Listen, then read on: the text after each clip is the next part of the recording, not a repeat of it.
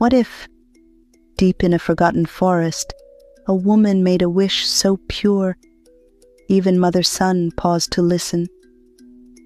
This is the story of Nali, and a pact unseen, yet still felt across the world. Settle in comfortably. The story begins. Nali and the Promise of Mother Sun. They say that once, in the ancient lands of Catiopa, a woman walked so gently, even the leaves did not complain beneath her feet. She wore no crown, held no title, spoke not the words of sages, nor bore the hands of healers. She was simply there, and her presence alone was enough to raise heads and silence voices. Her name was Nali, which, in the language of the ancients, means the one who shines without burning. Nali's beauty was the kind one whispers about, a beauty that passed through the eyes without ever staying in them. It wasn't just the curve of her hips or the softness of her features. It was the light in her gaze, as if her eyes had seen through time without ever getting lost in it. A distant glimmer, as if they remembered a light older than the birth of stars. All the young men of the village, and even those from distant hamlets, came to her with offerings, baskets of ripe fruit, carved jewels, promises of homes, of lineage, of songs under the moonlight. But Nali smiled at them all and answered none. The mothers whispered, "She reaches too high." The elders murmured, "She waits for something no man can give." And the young ones, frustrated, said, "She thinks she's above us." Yet Nali never tried to be someone else. She simply walked among her people, watching them with eyes that listened more than they judged. She saw hands that reached without strength, hearts swayed by haste or glitter. She heard words well-shaped but rootless, and eyes always rushing, as if everyone wished to live fast, never pausing for the essential. She did not turn away. She loved them truly, all of them, not as a woman seeks a companion, but as a firekeeper cherishes the embers of a flame that might yet rise. And in watching this, day after day, a silent longing took root within her. Not rejection, but a yearning. She carried within her a sacred wish for a love that runs deep, rooted in meaning. For a birth guided not by the mere pull of the flesh, but by the call of the heart and the clarity of breath. She wished for a chosen birth, a child shaped by breath and light, a being woven of watchfulness and clarity, one who would walk among others, but be led by something vaster, calmer, stronger. I wish for a son rooted in quiet strength, she thought. A boy whose presence is a promise, whose gestures carry the wisdom of the universe. I want a child of light, a watcher, a guardian of the living. So one morning, at dawn, while the village still slept and the sky began to lighten without hurry, Nali walked alone to the sacred hill. She removed her ornaments and raised her arms to the sky. There, before the silent vastness, she closed her eyes and opened her heart. She spoke to the ancients, seeking strength in her roots. She greeted the spirits of the land, the unseen breaths who guard without name. Then, slowly, she lifted her arms to the rising sun, that star who gives birth without flame, that star who sees without judging. For in this land, the sun is a mother, She is the one who feeds, the one who watches, the one who births.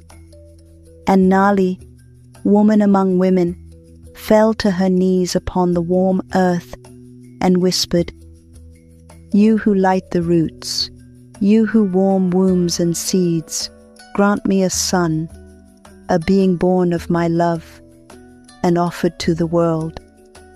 Mother Sun did not answer right away, but that night the wind stopped, and in the air something began to hum, as if a celestial ear had just opened. The hill where Nali had knelt was one of those places the elders respected without ever giving it a name. They said it listened, that it kept secrets without ever letting them die. And it was there that Nali spoke to Mother Sun, not with powerful words, nor with ancient spells, but in the simple language of true wishes. She did not ask for riches, nor glory, not even love. She asked for a son woven from patience and fire, from silence and insight, a son who would watch over the living as a great tree watches over tender grass. She stayed there for a long time, her knees in the dust, her eyes lifted to the immense star above, and in her heart a new warmth began to bloom.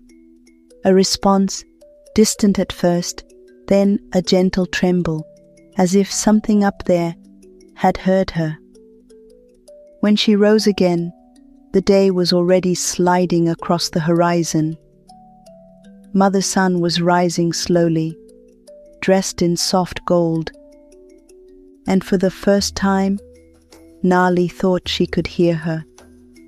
Not through words, but through breath. A warm breath laid gently on her skin, and in that breath, a promise. Mother Sun did not speak with words, but in the gentle warmth on her skin, Nali felt the answer, and her heart knew. You wish for a son, then first become a mother to those who are not your own. Heal, protect, guide, expect nothing in return. And when your heart becomes a clearing, I will come to plant the seed. From that day on, Nali spoke of her wish to no one. She returned to the village, humble and radiant, and began to watch over others. She approached those who had been forgotten. She washed the wounds of the injured. She learned the leaves that heal, the roots that nourish. She learned the gestures that are not shown, but passed on through the hands. She sang for sick children. She brewed teas for the elders.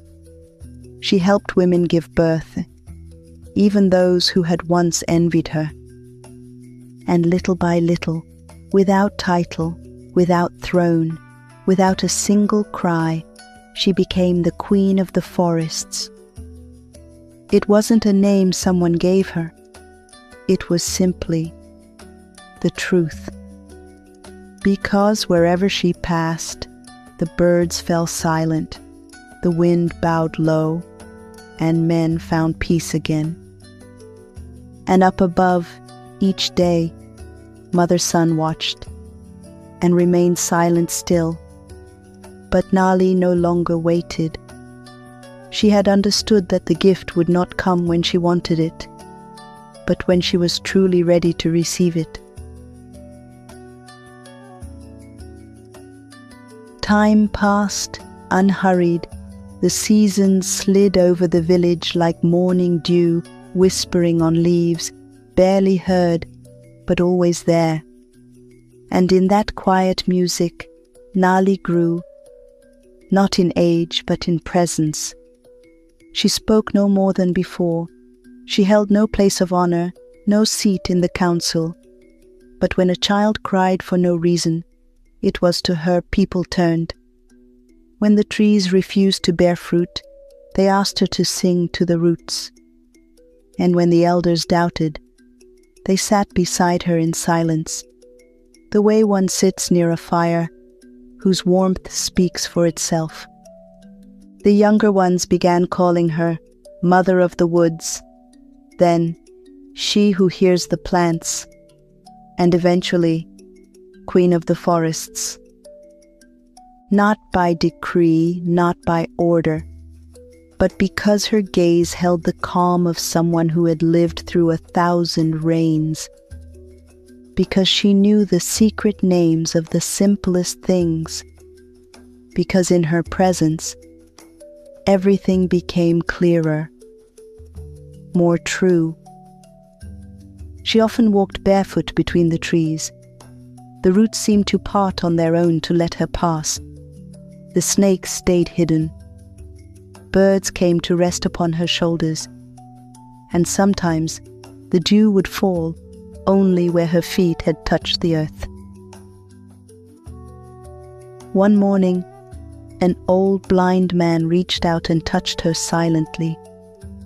Then he whispered, "You were born a daughter of the village, but the forest has claimed your heart, and that is greater than any coronation." Nali said nothing. She simply kept healing, kept listening, kept loving. She never spoke again of her old wish. She no longer waited for anything. And yet, something around her was changing. The sky on certain nights seemed to come closer. The stars lingered longer above her home. And in her dreams, sometimes, a black silhouette appeared, hidden in shadow, with amber eyes, silent, like a promise beginning to stir.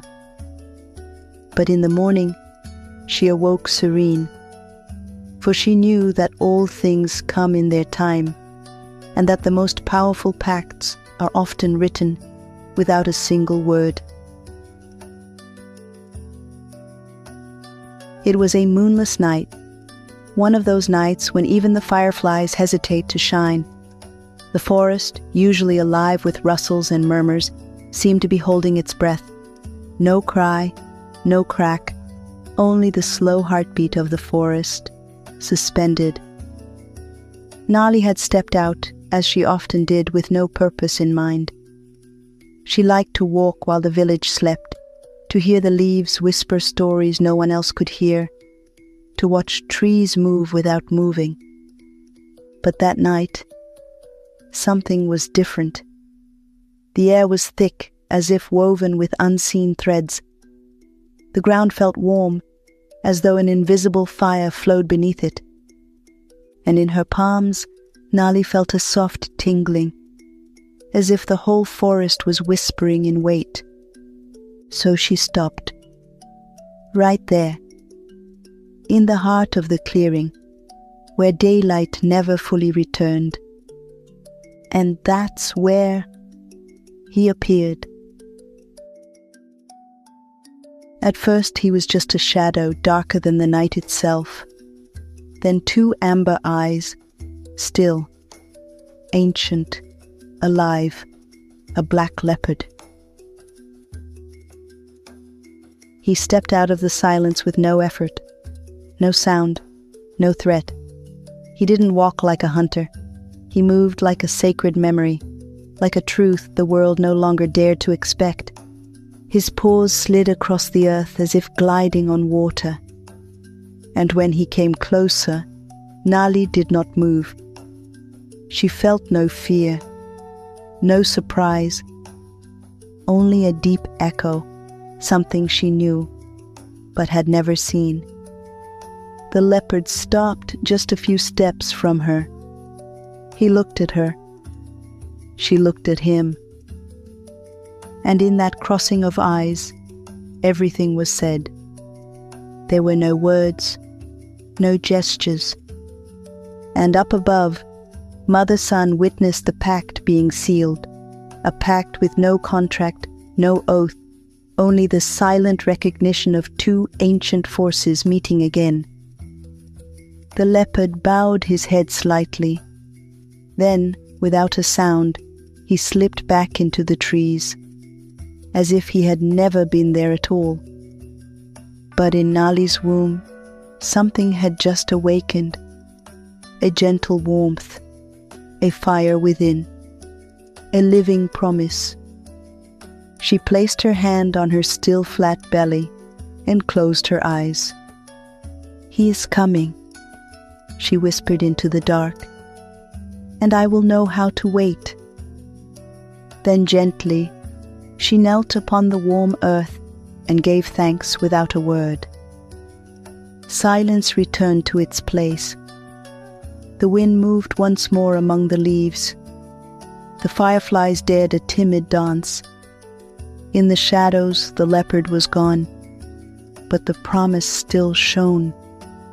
Not in the stars anymore, but in the heart of a woman who was ready. What Nali carried within her had no name yet, no face. But somewhere, the world had already begun to change.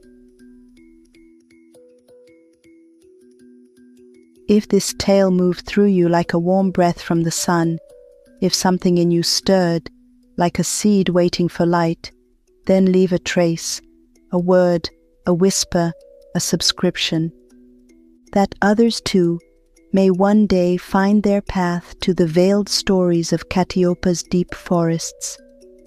Until the next tale, may the leopard walk with you in dreams, and may the light of Mother Sun warm your path.